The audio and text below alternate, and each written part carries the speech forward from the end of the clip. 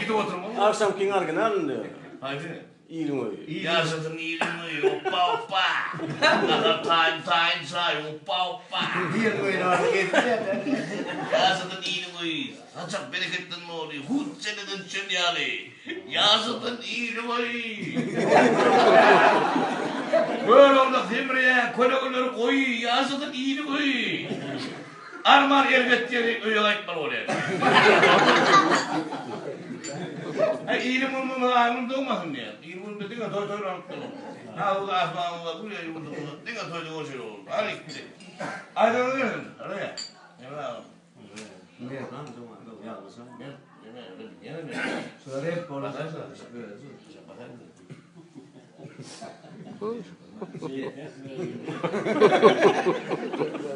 Ay ben iyi derken ayrılma benim için.